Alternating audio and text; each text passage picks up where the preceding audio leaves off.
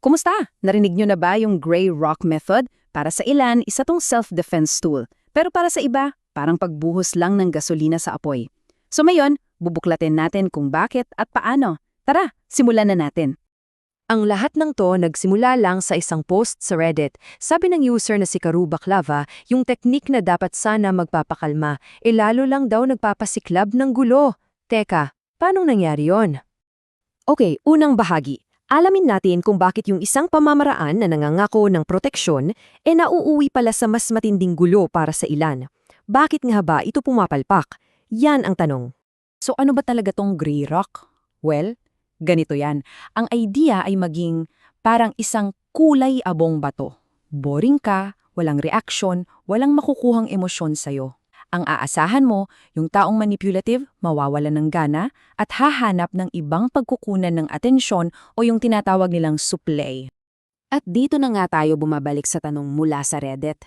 Kung ang goal mo ay maging boring para iwasan ng gulo, bakit parang bomba yung sumasabog?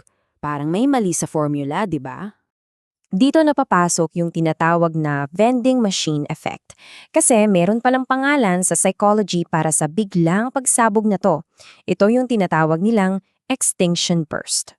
Ito yung konsepto ng extinction burst. Isipin mo to, kapag ang isang tao sanay na nakukuha yung gusto niya sa isang paraan, sabihin na nating sa galit, tapos bigla mong inalis yung reaksyon na inaasahan niya, hindi yan basta-basta titigil. Actually, lalo pa niyang pag-iigihan yung ginagawa niya. Mas lalakas yung sigaw, mas titindi yung galit, bago niya tuluyang matanggap na, hindi na pala to effective.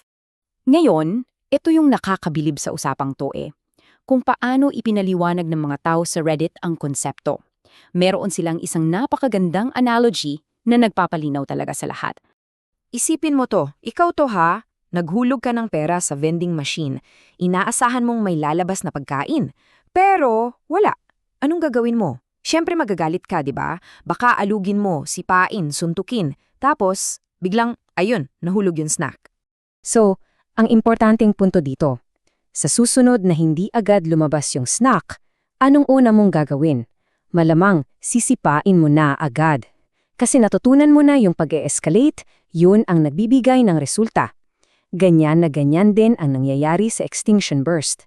Kung bibigay ka sa kasagsagan ng galit nila, para mo na ring tinuturo sila na mas okay pala yung mas matinding pag-atake. Okay, dito na tayo sa ikatlong bahagi. At dito talaga magbabago yung buong perspective natin kasi lumalabas na marami pala sa atin ang may maling akala kung para kanino ba talaga yung Gray Rock technique. Kasi ang Gray Rock, hindi yan tool para kontrolin o baguhin ang ibang tao. Imposible yon, di ba?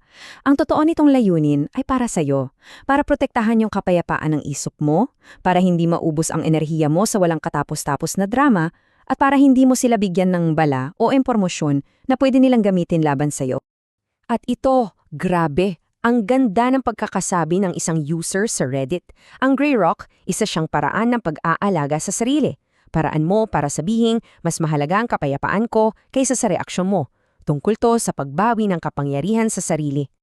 Okay, so palalalimin pa natin to, kasi kung ang Gray Rock ay tungkol pala sa sarili, paano natin to gagawin? Dito na tayo lilipat. From Reddit, punta tayo sa isang academic research para mahanap kung ano yung panloob na skill na kailangan. At ito yung pinakamahirap na tanong, di ba? Para sa marami, parang automatic na yung reaksyon, lalo na kung lumaki ka sa isang environment na kailangan mong palaging mag-adjust. So paano mo babaliin ng isang pattern na buong buhay mo nang ginagawa? Well, dito na papasok yung isang konsepto galing sa isang pag-aaral na na-publish sa Frontiers in Psychology. Tinatawag itong Non-Attachment to Self o NTS. Ito raw yung panloob na kakayahan na kailangan para tunay na maging isang Gray Rock. Ano to? Hindi to pagiging manhid, ha? Ang ibig sabihin nito ay yung kaya mong obserbahan yung mga saloobin at emosyon mo, yung galit, yung sakit, yung tuwa, na hindi ka totally nilalamon ng mga to. Para kang nanonood ng isang ilog na dumadaloy. Nakikita mo yung agos, pero hindi ka tinatanggay. Tingnan nyo tong ilang items mula sa NTS scale na ginamit sa research. Dito makikita na itong mga pahayag na to direktang dinidescribe yung mental state na kailangan mo para malagpasan yung isang extinction burst. Yung kakayahang hayaan lang dumaan ng emosyon nang hindi ka nagpapadala. At hindi lang to basta-basta teorya ha, may science to.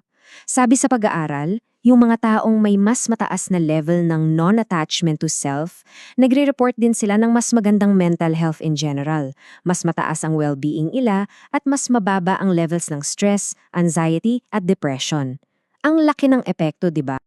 Okay, at para sa huling bahagi natin, kailangan nating maging super practical dito. Kasi, kahit gaano kaganda pakinggan yung teorya, may mga babala tayong kailangan tandaan. Hindi to isang magic solution para sa lahat. At kailangan nating maging malinaw dito, base sa mga totoong karanasan ng mga tao. Number 1, ang Grey Rock ay hindi para sa lahat ng sitwasyon. Kung may panganib ng physical violence, pwede nitong mas lalo pang palalain ang sitwasyon. Kaya para sa maraming tao, ang pinakaligtas na gawin ay ang tuluyang pagputo ng komunikasyon o no contact. Tandaan natin, ang kaligtasan mo ang pinakaimportante. Kaya para i-summarize ang lahat, balikan natin tong sinabi ng user na to. Ang pinaka-esensya ng Grey Rock ay isang panloob na ehersisyo. Pagsasanay ito sa sarili na huwag maging reaktibo, hindi para kontrolin ng iba. Yung pagbabago sa kanila, kung mangyari man, side effect na lang yon, hindi yon ang main goal. At dito ko kayo'y iwan sa isang huling tanong.